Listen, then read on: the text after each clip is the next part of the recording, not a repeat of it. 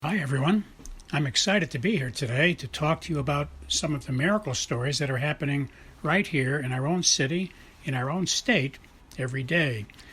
My name is Tony Kausha, and the title of our show is Tony's 50,000 Coincidence Miracles. Please note, this show is not about religion, and we're not trying to change anyone's religion, and we're not trying to get you to join any religion. It's just about miracle stories. I don't know of any religion on the planet that doesn't talk about miracles. That's why religions begin, because they have something that's telling them there's really a God. But we're not going to get into that. We're going to just talk about miracles and leave the decisions about all that up to you. So we don't care what religion you are. We just want to talk about miracles. If you are an atheist, I think you'll enjoy the program as well, although I can't guarantee you'll remain an atheist very long after you hear many convincing stories, coincidence kinds of stories about miracles. You can email me your own stories if you wish. We'll try to use all we can on the show. I can't guarantee we will, depending on volume and time, but you're welcome to send your stories on to us, and we will mention them when we can. You can send them to the following email address. But please notice that if we do use your story, we won't mention your name. We'll keep you anonymous. And we suggest that in your story, when you send it to us, don't use your correct name. That way anyone listening will not be able to figure out that it was you that sent the story in. The email address you can send your stories to is very easy to remember. It consists of 2 words and 3 numbers. The first word is Tony, spelled Tony, and the second word is and, spelled A-N-D, and the numbers are 777. So once again, the name is Tony and 777 at AOL.com. Well, let us begin. Today we'll be sharing some random coincidence miracles where those of you who have been listening for several weeks now have heard a lot of things about our books and our radio shows of the past. We've had about 82 or so weeks already now. So if you've been listening, the following are today going to confirm a lot of things we've talked about already. Primarily, for those who are new to listening today, today we're going to be stressing the keynote of the book and all of our shows, that God is always sending us clues and coincidences that he is operating in our life. In other words, God is active in our life and does many things with each of us. Every single one of us gets God's love and his activities in our lives every day. But he also sends us clues to recognize when these things are happening. And that's really amazing. He doesn't have to do all that, but obviously because he loves us and really cares about us, he's giving us his love and his power and his presence during our lives, and then he gives us clues to help us notice that he is in our life.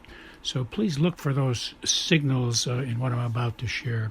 For example, the following one, I had to go to a doctor again, as you heard in prior meetings. I had a long series of things I was struggling with medically, and I had another doctor's appointment, and I was worried about this one as well, as you've heard the past one. And on the way down, I guess it was about a 40-minute drive, I looked for signs and clues of God's presence with me, and he often shows me that by showing me numbers, series of numbers like 3 5s or 3 7s or 3 4s, and our books explain the meaning of numbers. All numbers in series of 3, 3 5s, 3 7s, 3 4s, are all good numbers and wonderful numbers. So when you see those, God is showing you something good. The meaning of the numbers are in our book. We have a chapter that explains them, or you can Google them on the internet if you wish. Except for the number 666, all the numbers are good. So when you see 666, that usually is trying to have you think and notice something that is not good, usually. Unless your mailbox or your license plate is 36 as well. That's just the luck of the draw. So I drove to the doctor, and I didn't see any numbers, no clues, and I usually do, which assures me that God is with me as I'm going to the doctor with some serious illnesses.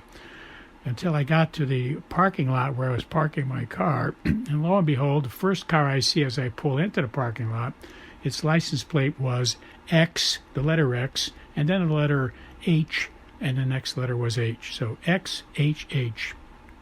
As explained in our book, all the letters also have numbers assigned to them. So the letter X is the 24th letter of the alphabet, so that's 3 8s. The letter H is the 8th letter of the alphabet. So when you see XHH, it really translates to 3 8s for the X and then an 8 each for each H. So that adds up to 5 8s, really.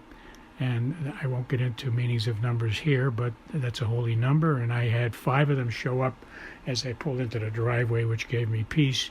And then when I parked my car, I noticed the car right in front of me had a license plate with 3 G's. That's like G for God.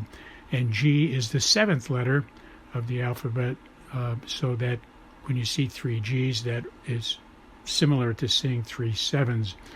And so I got this feeling. I got to the doctor's office, and I felt that God was blessing me. And then when I finished the doctor's appointment and I was driving home, the first car I saw as I pulled out of the doctor's driveway had a license plate number 555. And right after that, I saw another car with 3 G's again. And so I'm just relating to you that how God does this in our life. He knows what time all these cars are going to be arriving, and he helps us set our doctor appointments, so we're going to see these things. And I've been watching this now for 54 years, so that's why I'm so settled on these are clues, because for 54 years, this kind of coincidence right at the right moment has been happening in my life every day. And I'm sharing it so that you can also notice them in your life. Our next coincidence miracle has to do with one day I was inspired by God to write to several preachers and ministers and teachers I know who are, giving a lot of great lectures to people about many religious topics. And I was inspired to write to them about what I've been learning over many, many years now, which is becoming more intense in my life now as I get older. I see more and more that the whole world needs to focus on one key issue, and everything grows out of that. And that one key issue is that we can all talk to God and hear God and ask God what to do. And as the Lord's Prayer says, we want to do God's will. So in order to do God's will, we need to keep asking him what to do about everything we're doing if we really want to do his will. So I asked God, to help me focus, give me a focus on what would the keynote be in my notes to them. What keynote, simple note can I give them? And while I was doing this, talking to God, I was saying my rosary while I was driving. And just as I asked for a keynote, a car passed me, and its license plate number was 444. And the number 444 is very symbolic of the Blessed Virgin Mary, the mother of Jesus. And I was saying my rosary, which is something that people who believe in the help, we get help from the Blessed Virgin Mary when we ask the Blessed Virgin Mary for help, because she's the mother of Jesus. And certainly when we ask her to help us, she knocks on Jesus' door and puts in a good word for us. And it's just that simple. So we're asking the Blessed Virgin as a friend of ours, because she's the mother of Jesus, to please speak to Jesus for us when we have things that we want to ask her to go and be our ambassador. And that's why people say the rosary. But in any event, I'm saying the rosary, and a car with 3 4s passes me while I'm getting inspired by God that the keynote that I should be telling people about is he's inspiring me to tell them to focus on the Bible, the book of Mark, chapter 16, verse 20. In Mrk16 20, that's where it says that as people were out preaching about God and telling the whole world about the good news, that God was sending them coincidence miracles. If you read it, you'll see that that's really what it's saying. That as they were working for God, God was sending them clues and hints that he was with them. And it says that, okay? So that's in Mrk16 20. You can read that for yourself. But what just happened to me was God was telling me to tell these ministers and preachers that that's the key thing we need to tell people, that if you're working for God and you're doing things for him, you're going to see these clues. And if the key thrust of what we're trying to do is we want to teach the whole entire world one single solitary thing, and once they know that, then we can talk about other things. But let's get the whole entire world to know what we need to do is master and become very good at, every single one of us, having conversations with God, because that will solve every other single problem. Wondering what we should do, where we should go on vacation, what house we should buy, what school to send our children to, which person to marry, what job to take, etc., etc., etc. All the things that we're trying to decide every day. If we can talk to God about every single thing, then we're going to be making the very best decisions. And that's obvious. I don't know why the world isn't focusing on that now, but it's obvious. So my role is, as much as I can, to tell the whole world how to talk to God, how to hear Him. I've been doing this for 54 years. I'm certainly not perfect, but I have been doing it for 54 years, so I have a lot of things I can say and suggest that helps people to find their way in this process. And to be honest with you, I know for sure if you talk to God, the way it's going to work is that He takes control and He makes it work. In other words, He answers you. So if you talk to God, He takes the rest of the plan and gets it done.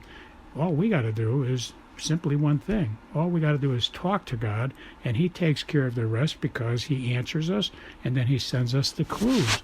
All the clues, like the book of Mark in the Bible, chapter 16, verse 20, says that He will send us the clues.